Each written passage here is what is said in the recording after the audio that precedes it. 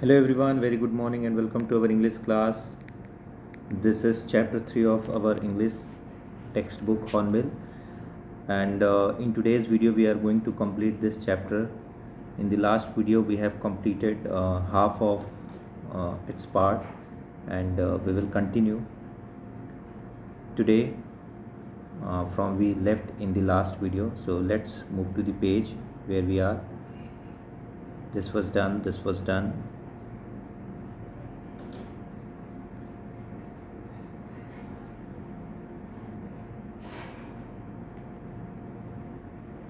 Let me check.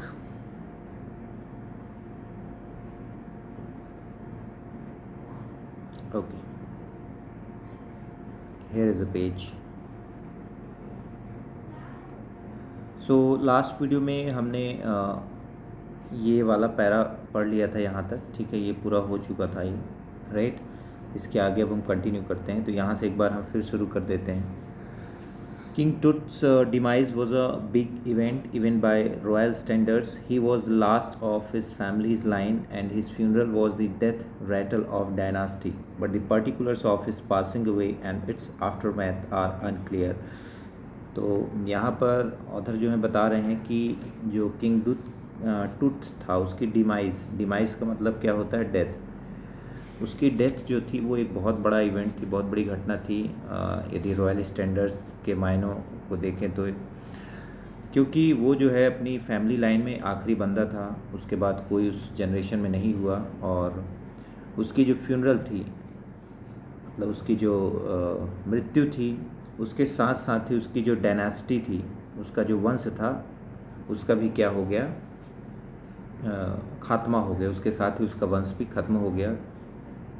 But the particulars of his passing away and its aftermath are unclear. लेकिन जो particulars हैं, मतलब जो जानकारियां हैं उसके गुजर जाने के बारे में, वो अभी भी अनक्लियर हैं। आफ्टर मैथ मतलब उसके जाने के बाद, अभी आज भी क्या है, वो अनक्लियर है। इसके बाद अमेनोटेप third, Tut's father or grandfather, was a powerful pharaoh who ruled for almost 4 decades at the height of 18th dynasty's golden age. Amenhotep III, tooth के ग्रैंडफादर या फिर उसके फादर, ये भी क्लियर नहीं है इसमें।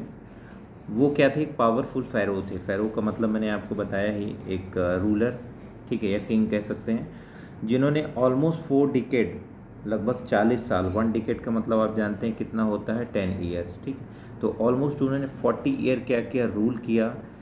कब, 18th डायनास्टीज गोल्डन एज, जब 18th का एरा चल रहा था, 1800 सदी चल रही थी, उस समय का जो गोल्डन पीरियड था, उस समय उन्होंने लगभग 40 सालों तक रूल किया। His son Amenhotep IV succeeded him and initiated one of the strangest period in the history of. उसके बाद क्या हुआ, अमेनोटेप के बाद उनका जो बेटा आया, अमेनोटेप IV, नाम यहाँ पर अमेनोटेप है या कुछ और, आई एम सॉरी यदि मैं गलत रीड कर रहा हूँ, क्योंकि लिटरली तो इसका मतलब यही है, बट नेम्स में कोई गारंटी नहीं, नेम्स कुछ भी हो सकते हैं, कुछ और भी इसको रीड किया जा सकता है, ठीक है। तो ये जो 4th नंबर का था, ये 3rd के बाद आया, और इसने एक अजीब सी एक परंपरा चालू कर दी उस समय के काल में, उस समय के इतिहास में। एक अजीबोगरीब इसने एक परंपरा शुरू की। क्या थी वो परंपरा?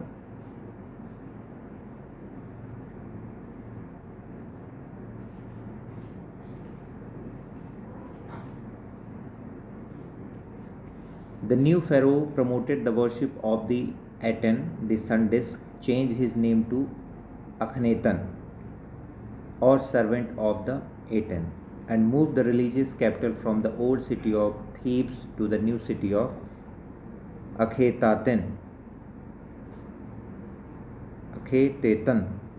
okay, known as Amarna। तो उसने कौन सी नई परंपरा शुरू कर दी थी? ये जो नया शासक बना था, फ़ैरो बना था, इसने किस चीज़ की वर्शिप प्रमोट की थी? एटन, सन डिस्क है ना, सूर्य का देवता जो था एटन, उनकी मिथोलॉजी के अकॉर्डिंग उसकी वर्शिप को उसने प्रमोट किया कि इसकी पूजा किया जाना चाहिए। और उसका जो नाम था वो अखनेतन, क्या कर दिया, अखनेतन, और सर्वेंट ऑफ द एटन, अखनेतन रखा, जिसका मतलब होता सर्वेंट ऑफ द एटेन।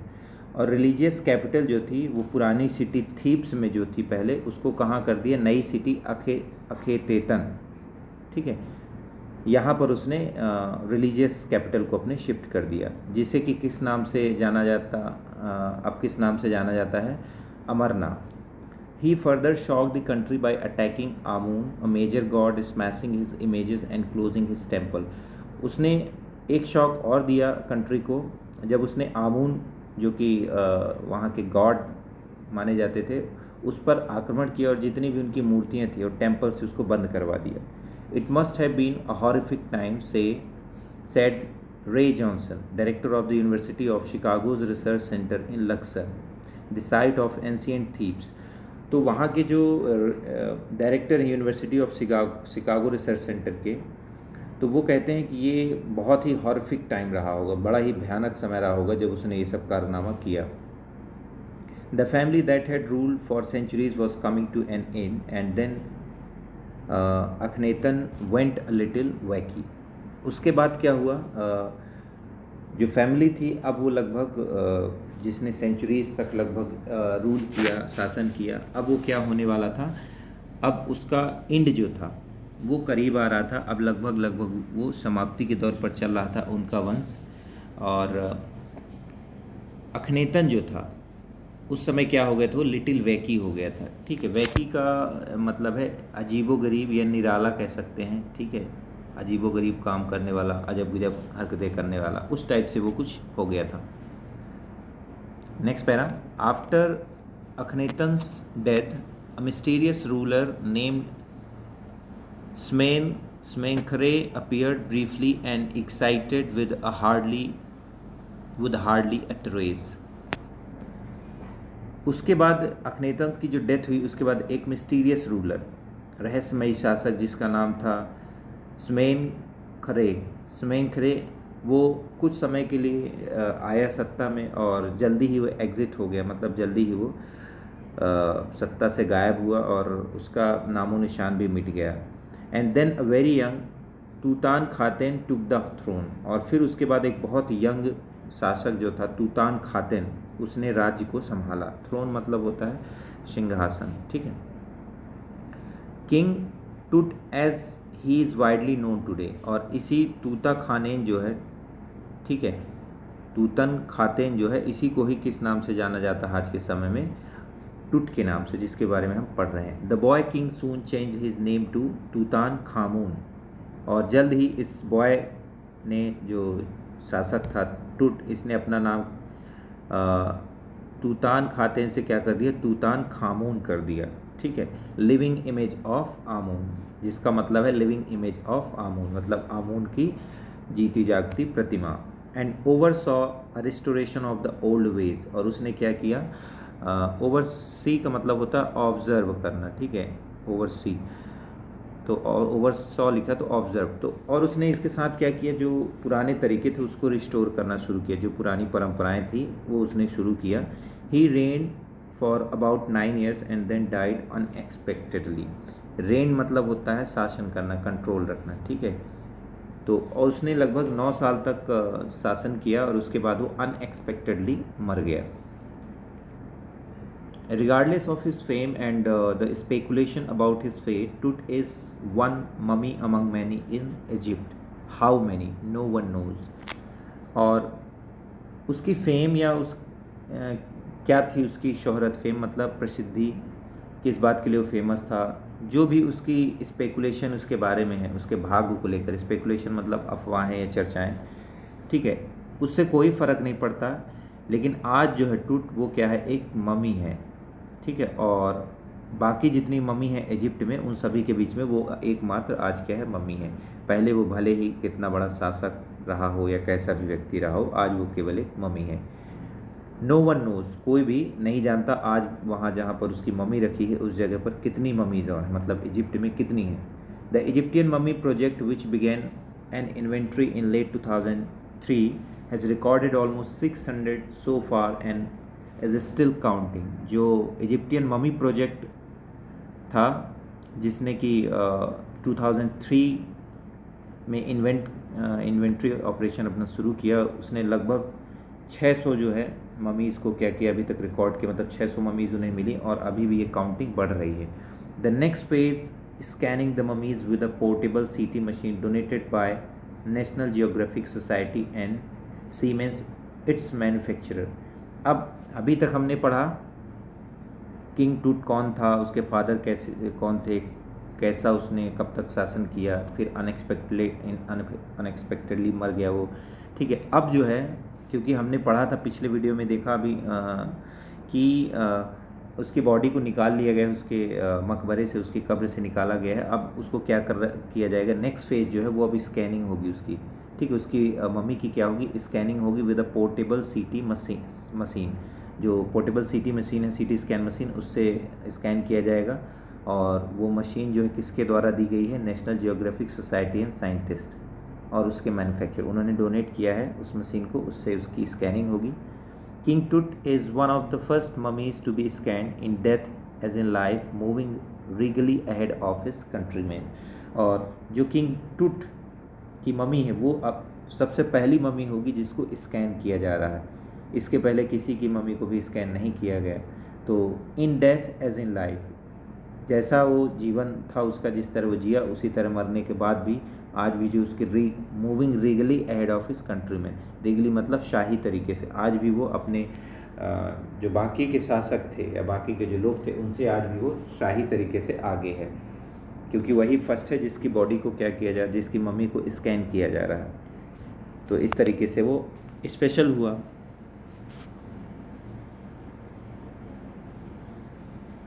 चलिए मैं आपको ये पैरा स्टार्ट करेंगे, इसके पहले मैं आपको एक टूट की मम्मी दिखा देता हूँ, ठीक है। रियल जो उसकी मम्मी पाई गई थी, जो निकाला था साइंटिस्ट ने, आर्कियोलॉजिस्ट डिपार्टमेंट ने, वो मैं आपको दिखाता हूँ, ठीक है।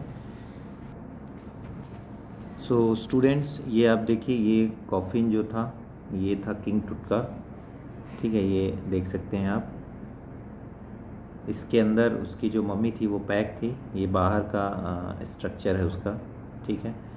इसके बाद ये आप देख सकते हैं, ये उसको निकाला गया था जब उस ढक्कन को खोला गया, ठीक है। ये उसकी जो मम्मी है यहाँ पर लाए कर रही है, ठीक है। और इसके बाद जो इसको निकाला गया, जब क्लीन किया गया होगा, ठीक है, तो थोड़ा सा ये आप देख सकते हैं, ये लोगों ने जब निकाला था, इसके बाद थोड़ा सा उसकी ये रही जो रियल मम्मी है, ठीक है। देखने में थोड़ा भयानक लग रही है, बहुत ही ज़्यादा सूखी हुई चीज़ की तरह। इस तरह से वो कितने ही सेफ तरीके से इसको रखते थे, आप देख सकते हैं, ठीक है। तो ये रहा किंग टूट की मम्मी, ठीक है। तो वापस आते हैं चैप्टर में।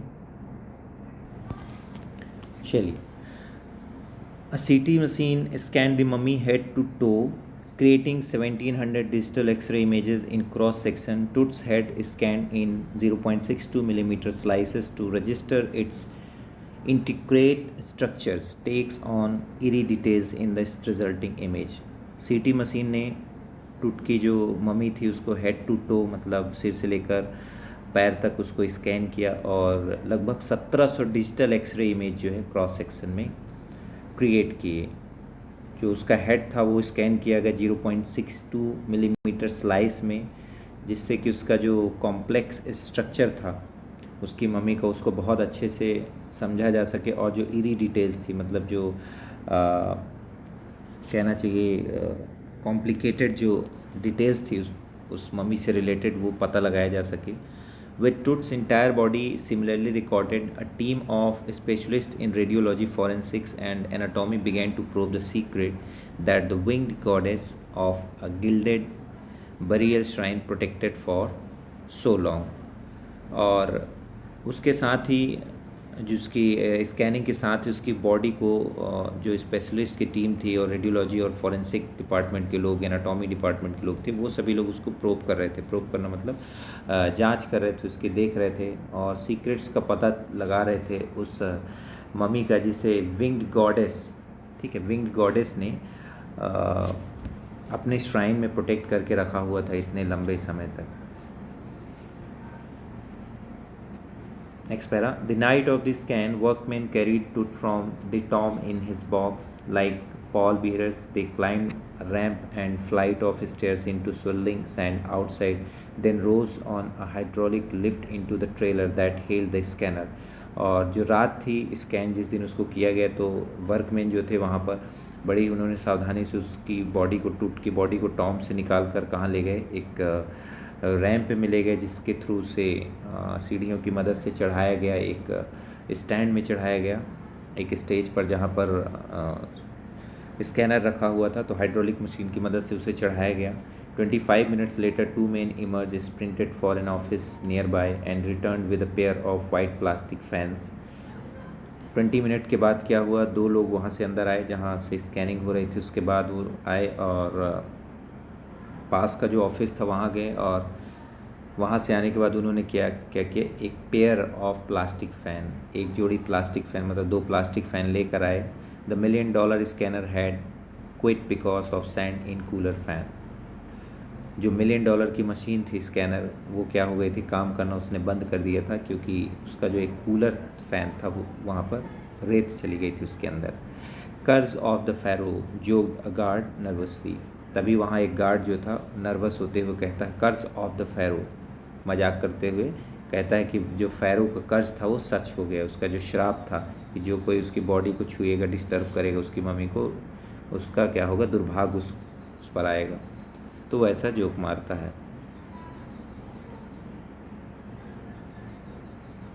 Eventually, the substitute fans worked well enough to finish the procedure. After checking that no data had been lost, the technician turned Tut over to the workman, who carried him back to his tomb.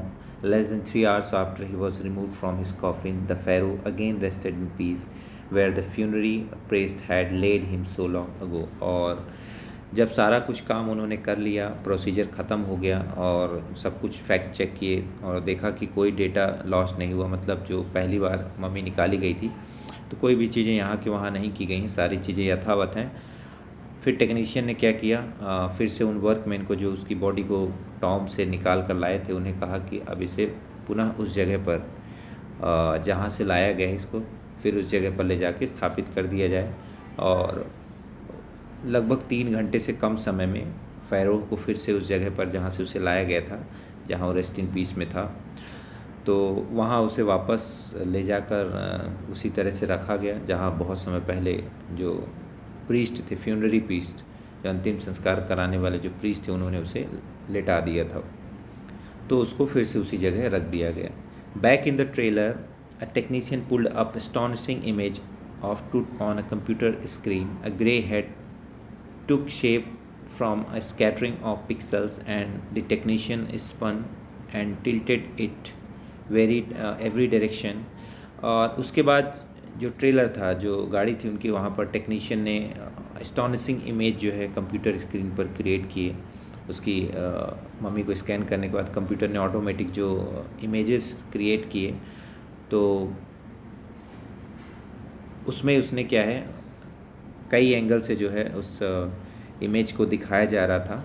Neck vertebrae appeared as clearly as in anatomy class. Other images revealed a hand, several views of the rib cage and transection of the skull, but for now the pressure was off. और उसमें जो है, जो image computer ने automatic generate की थी, तो उसमें सारी चीज़ें दिख रही थी. वो ऑटोमेटिक ही स्ट्रक्चर, जो बोन स्ट्रक्चर था, उसके अकॉर्डिंग इमेज क्रिएट करती हो मशीन, तो उसके थ्रू उसका इमेज एक बन रहा था कि कैसा उसका हाथ रहा होगा, कैसा उसका सिर रहा होगा. ठीक है, ये सारी चीज़ें उसमें ऑटोमेटिक बन रही थी उस कंप्यूटर स्क्रीन पर. अब जो है प्रेशर वो ऑफ हो चुका था. लोगों में जो प्रेशर था उनकी टीम पर, वो जो जिन्होंने मम्मी को निकाला था, उन पर प्रेशर जो था वो ऑफ हो चुका था. Sitting back in his chair, जाही Havas smiled, visibly relieved that nothing had gone seriously wrong. I did not sleep last night, not for a second, he said. और वहाँ पर बैठे जाही हवास कहते हैं हंसते हुए कि सब कुछ ठीक है, कोई भी चीज़ गलत नहीं हुई, जैसा होना चाहिए था प्रॉपर हुआ, कुछ गलत नहीं हुआ. और वो कहते हैं कि लास्ट नाइट मैं सोया नहीं था एक सेकेंड के लिए भी. I was so worried but now I think I will go and sleep. मैं काफ़ी ज़्यादा डरा हुआ था, लेकिन अब जो है मैं जाऊँगा और आराम से सोऊंगा। ये जो म्यूरल्स बने हुए हैं, पेंटिंग्स दीवार पर, जहाँ उसका टॉम था टूटका, इस तरह की ये पेंटिंग्स बनी हुई थी दीवार पर। म्यूरल्स इसको बोलेंगे, ठीक है। दीवार पर बनाया गया था कार्व करके। म्यूरल इन किंग टूट टॉम शोविंग किंग टूट विथ ओसिरिस। ओसिरिस से यहाँ पर किंग टूट मिल रहा है, जो God of the after life, मतलब मरने के बाद के जो भगवान माने जाते थे उनके देवता, उससे जो है किंग टूट जाकर मिल रहा है। Last paragraph. By the time we left the trailer, descending metal stairs to the sandy ground, the wind had stopped. The winter air lay cold and still like death itself in this valley of the departed. और उस time जब हमने trailer, मतलब जिसमें machine वगैरह रखी थी, उसको हमने छोड़ दिया था, वहाँ से हम बाहर आए और सीढ़ी से उतर रहे थे। ट्रेलर आप जानते होंगे, एक ट्रक होता है जिसमें पीछे सीढ़ी लगी होती है और वो पूरा पैक होता है बॉक्स जैसे। उसके अंदर इंस्ट्रूमेंट होते हैं, अक्सर आपने देखा होगा। कंपनीज जो एडवर्टाइजमेंट करती हैं वो लेकर चलती हैं ऐसी गाड़ियाँ, सारी सुविधाएं उसमें होती हैं, एयर कंडीशन होता है।